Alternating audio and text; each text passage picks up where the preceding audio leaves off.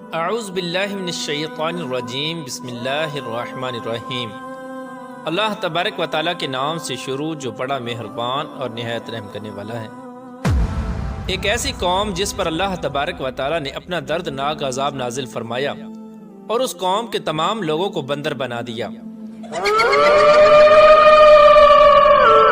اس قوم کے لوگ کون سا ایسا گناہ کرتے تھے جس کی وجہ سے اللہ تبارک و تعالیٰ نے ان پر دردناک عذاب نازل فرمایا، اور یہ لوگ بندر بننے کے بعد کتنی دیر زندہ رہے اور پھر ان کو کس قدر دردناک موت آئی۔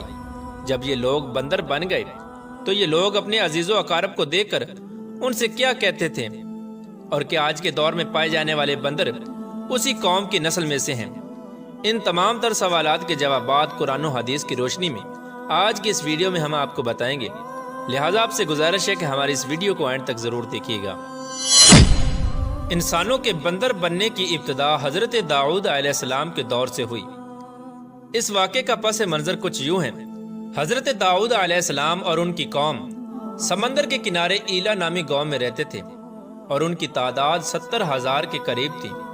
یہ قوم بڑی ہی خوشحال تھی اور اللہ تبارک و تعالیٰ کی فرما بردار قوم تھی۔ اس قوم کو اللہ تبارک و تعالیٰ نے بے شمار نعمتوں سے نوازا تھا۔ ہر طرف سرسبز و شاداب باغات اور ہر طرف ہریالی ہی ہریالی تھی، اور اللہ تبارک و تعالیٰ کی بے پناہ کرم نوازی تھی۔ یہ لوگ اپنی اس زندگی میں بہت ہی خوش تھے۔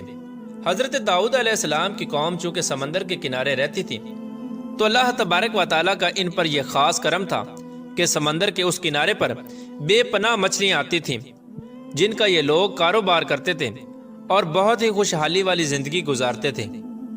جب یہ قوم اللہ تبارک و تعالیٰ کی نعمتوں کی وجہ سے خوشحال ہو گئی تو اللہ تبارک و تعالیٰ کی نافرمانی پر اتر آئی اور طرح طرح کے گناہوں کے اندر مبتلا ہو گئی۔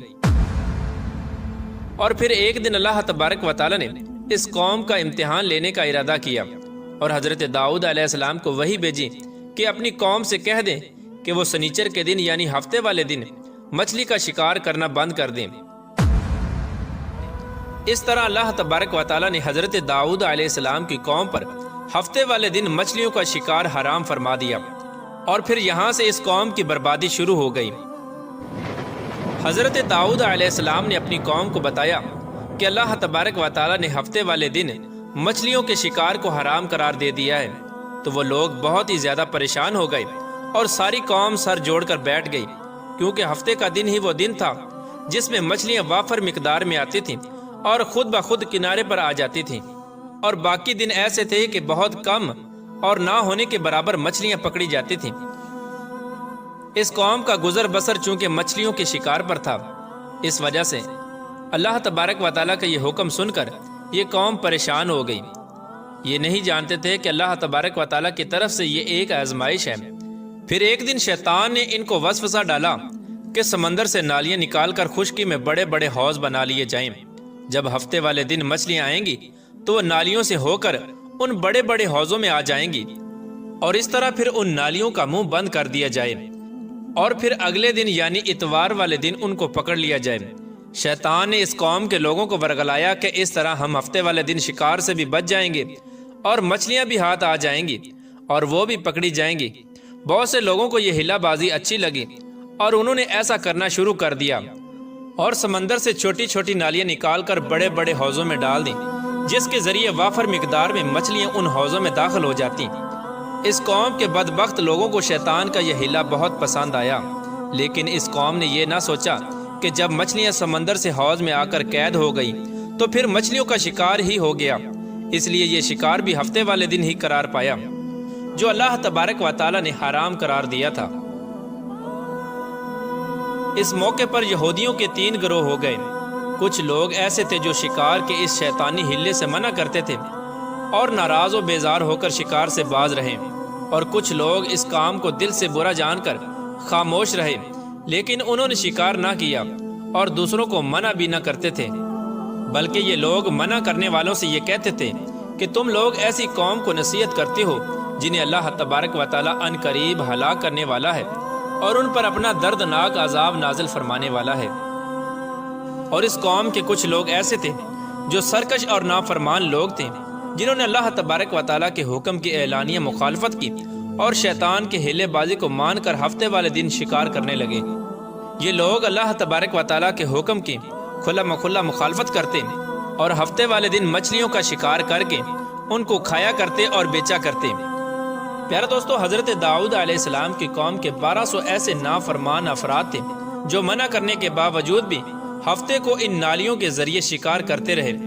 حضرت داؤد علیہ السلام نے ان 1200 نافرمانوں کو اللہ تبارک و تعالیٰ کے عذاب سے ڈرایا کہ وہ اللہ تبارک و تعالیٰ کی اس نافرمانی سے باز آ جائیں، لیکن وہ لوگ باز نہ آئے اور کھلے عام شکار کرنے لگے۔ چنانچہ وہ لوگ جو اس بات کو برا جانتے تھے، ان لوگوں نے اپنے اور ان نافرمانوں کے درمیان ایک دیوار کھڑی کر دی، جس کی ایک طرف وہ 1200 نافرمان رہتے تھے اور دوسری طرف وہ لوگ تھے جو شکار سے باز رہے۔ حضرت داؤد علیہ السلام نے اپنی اس قوم کے نافرمانوں کو بارہا سمجھایا، لیکن یہ لوگ اپنی نافرمانی سے باز نہ آئے اور اسی طرح اللہ تبارک و تعالیٰ کی نافرمانی کرتے رہے اور شکار کرتے رہے۔ پھر ایک دن حضرت داؤد علیہ السلام نے غضبناک ہو کر شکار کرنے والوں پر لعنت فرما دی۔ اس کا اثر یہ ہوا کہ ایک دن خطا کاروں میں سے کوئی بھی اپنے گھر سے باہر نہ نکلا۔ یہ منظر دیکھ کر کچھ لوگ ان کی دیواروں پر چڑھ گئے تاکہ معلوم ہو سکے کہ وہ لوگ کس حال میں ہیں۔ جب ان لوگوں نے ان نافرمانوں کو دیکھا تو وہ سب کے سب بندر کی صورت میں مسخ ہو چکے تھے۔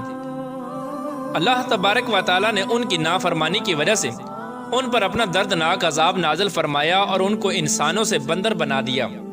جب لوگ ان مجرموں کا دروازہ کھول کر ان کے گھر میں داخل ہوئے تو وہ بندر اپنے رشتہ داروں کو پہچانتے تھے اور ان کے پاس آ کر ان کے کپڑوں کو سونگھتے تھے اور زاروں کی طرح روتے تھے، لیکن وہ کچھ بول نہ سکتے تھے۔ اللہ تبارک و تعالیٰ کے ان نافرمان بندر بن جانے والے لوگوں کی تعداد 12,000 تھی۔ ان 12,000 لوگوں نے اللہ تبارک و تعالیٰ کی نافرمانی کی اور اللہ تبارک و تعالیٰ نے ان کو بندر بنا دیا، جس طرح کہ اللہ تبارک و تعالیٰ سورہ بقرہ میں ارشاد فرماتا ہے، اور بے شک ضرور تمہیں معلوم ہے تم میں کہ وہ جنہوں نے ہفتے میں سرکشی کی تو ہم نے ان سے فرمایا کہ ہو جاؤ بندر دھتکارے ہوئے۔ اس طرح حضرت داؤد علیہ السلام کی قوم کے 12,000 نافرمان بندر بن گئے۔ یہ لوگ 3 دن تک زندہ رہے اور اس دوران یہ کچھ نہ کھا سکتے تھے اور نہ ہی پی سکتے تھے، بلکہ یوں ہی بھوکے پیاسے سب کے سب ہلاک ہو گئے اور 3 دن کے اندر سب کے سب مارے گئے۔ اور وہ لوگ جو ان نافرمانوں کو اللہ تبارک و تعالیٰ کی اس نافرمانی سے منع کرتے تھے، اللہ تبارک و تعالیٰ نے ان کو اس عذاب سے سلامت رکھا، اور وہ لوگ جو اس شکار کو برا جان کر خاموش رہتے تھے، اللہ تبارک و تعالیٰ نے ان کو بھی اس عذاب سے سلامت رکھا۔ پیارے دوستو، اب بات کرتے ہیں کہ آج کے دور کے بندروں میں سے کیا کوئی بندر ان کی نسل میں سے بھی موجود ہے، یا آج کے دور میں پائے جانے والے بندر انہی بندروں کی نسل میں سے ہیں؟ اس کے متعلق روایات میں آتا ہے کہ حضرت عبداللہ بن مسعود رضی اللہ تعالیٰ عنہ سے روایت ہے کہ حضور پاک صلی اللہ تعالیٰ علیہ وآلہ وسلم سے کسی نے سوال کیا کہ آج کے بندر کیا حضرت داؤد علیہ السلام کی قوم سے ہیں؟